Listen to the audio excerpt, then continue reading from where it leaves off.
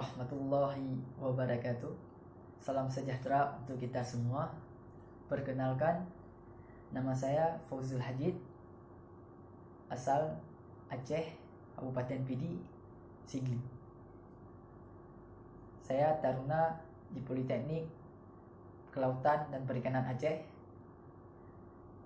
tahun ajaran 2020-2021. Di sini saya akan menjelaskan atau mempresentasikan yaitu mengenai menuntut dan mengamalkan ilmu. Alhamdulillah, segala puji bagi Allah, Tuhan semesta alam, yang mana oleh Allah telah memberikan kita sehat badan, sehat pikiran, sehingga kita dapat melakukan berbagai aktivitas di setiap hari. Salawat dan salam tidak lupa kita sanjung sajikan atas kebangkuan Nabi besar Muhammad sallallahu alaihi wasallam, yang mana oleh beliau telah membawakan umat manusia dari alam kejahilan, kebodohan menuju ke alam yang penuh ilmu pengetahuan yang seperti kita rasakan pada saat ini. Penghormatan saya kepada Bapak Ilham SAG MA sebagai person pendidikan agama di Politeknik Kelautan dan Perikanan Aceh, dan juga penghormatan saya kepada taruna atau teman seperjuangan dengan saya. Baiklah, izinkanlah saya sejenak untuk mempresentasikan yaitu mengenai menuntut dan mengamalkan ilmu. Menuntut adalah, menurut Kamus Besar Bahasa Indonesia atau KBBI, arti kata menuntut adalah meminta. Meminta dengan keras atau setengah mengharuskan supaya dipenuhi.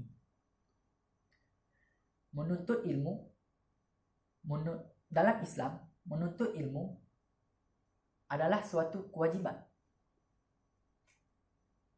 di mana tercantum dalam hadis yang diriwayatkan oleh Ibnu Majah dan disahihkan oleh Syekh Albani dalam Sahih wa Dhaif Sunan Ibnu Majah nomor 224, yaitu talabu ilmi faridatan ala kulli muslim, yang artinya menuntut ilmu adalah kewajiban bagi setiap individu muslim.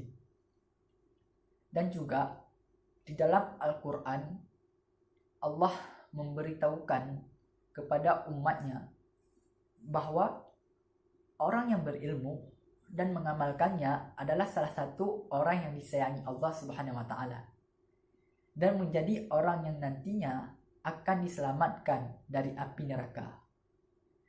Menuntut ilmu adalah suatu hal yang penting dalam setiap muslim, sebab ilmu merupakan cahaya sekaligus petunjuk, sedangkan kebodohan adalah kegelapan dan kesesatan. Selain itu, dijelaskan pula tentang kewajiban mengamalkan ilmu yang telah dipelajari. Dan juga nasihat bagi para guru untuk senantiasa menjadi contoh teladan bagi para penuntut ilmu. Maka pelajarilah apa yang telah Allah turunkan berupa wahyu kepada Rasulnya. Dan sesungguhnya ulama adalah pewaris para nabi. Adapun para nabi dulu tidak mewariskan uang dinar atau dirham, tetapi mereka mewariskan ilmu. Maka siapa yang mengambil ilmu tersebut berarti ia telah mengambil bagian kekayaan yang besar dari warisan mereka. Memiliki sebuah ilmu dan mampu mengamalkannya adalah sesuatu hal yang sangat mulia. Sesuatu hal yang sangat mulia di dunia ataupun di akhirat. Bahkan dalam Al-Quran Allah juga akan menjanjikan pahala yang akan mengalir sampai hari kiamat. Menurut Islam, orang yang berilmu itu akan mendapatkan kemuliaan, yaitu mempunyai 5 kemuliaan. Yang pertama, yaitu orang berilmu diangkat derajatnya, yaitu orang berilmu diangkat derajat di sisi Allah, sebagaimana Allah telah berfirman dalam Al-Quran yang artinya, niscaya Allah akan meninggikan orang-orang yang beriman di antaramu dan orang-orang yang diberi ilmu pengetahuan beberapa derajat. Quran Surah Al-Mujadilah ayat 11. Dan juga pada surah Al-Muluk ayat 10 yang artinya, dan mereka berkata, sekiranya kami mendengarkan atau memikirkan peringatan itu, niscaya tidaklah kami termasuk penghuni-penghuni neraka yang menyala-nyala. Allah Subhanahu wa taala sudah memberikan banyak kenikmatan.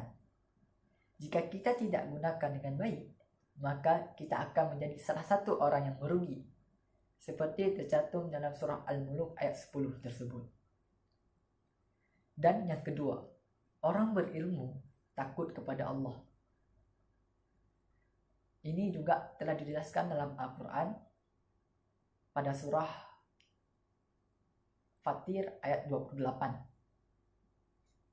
yang artinya, dan demikian pula di antara manusia, makhluk bergerak yang bernyawa, dan hewan-hewan ternak ada yang bermacam-macam warnanya dan jenisnya. Di antara hamba-hamba Allah yang takut kepadanya hanyalah para ulama. Sungguh Allah Maha Perkasa, Maha Pengampun. Ayat ini menjelaskan tentang dengan ilmu seseorang akan lebih memahami bagaimana kehidupan ini diciptakan dan mendalami pengetahuan tentang kuasa Allah Subhanahu wa taala sebagai Sang Maha Pencipta. Dan yang ketiga adalah orang berilmu akan diberi kebaikan dunia dan akhirat. Ini tercantum dalam surah Al-Baqarah ayat 269. Allah Subhanahu wa taala berfirman yang artinya, Allah menganugerahkan al-hikmah atau kefahaman yang dalam tentang Al-Quran dan As-Sunnah kepada siapa yang dikehendakinya. Dan barang siapa yang dianugerahi hikmah, ia benar-benar telah dianugerahi karunia yang banyak. Dan hanya orang-orang yang berakalah yang dapat mengambil pelajaran dari firman Allah. Dan yang keempat, orang berilmu dimudahkan jalannya ke surga. Dalam sebuah hadis tentang keutamaan ilmu pengetahuan dalam Islam, Rasulullah SAW bersabda, yang artinya, siapa yang menempuh jalan untuk mencari ilmu, maka Allah akan memudahkan baginya jalan menuju surga. Yang kelima adalah orang berilmu memiliki pahala yang kekal. Ilmu akan kekal dan bermanfaat bagi pemiliknya walaupun ia telah meninggal. Disebutkan dalam sebuah hadis tentang keutamaan ilmu dalam Islam, yang artinya itu dari Abu Hurairah radhiyallahu anhu, ia berkata kepada Rasulullah SAW, jika seseorang meninggal dunia, maka terputuslah amalannya kecuali 3 perkara, yaitu sedekah jariah, ilmu yang dimanfaatkan, dan anak yang soleh. Hadis ini diriwayatkan oleh Muslim. Sekian video presentasi saya. Semoga bermanfaat, terutama sekali buat saya sendiri. Dan saya di sini sangat menyadari bahwa masih banyak kesalahan, baik itu di perkataan atau lainnya. Di sini saya sangat memohon maaf karena saya juga masih belajar. Sekian, mohon maaf apabila ada kesalahan. Billahi taufiq wal hidayah. Wassalamualaikum warahmatullahi wabarakatuh.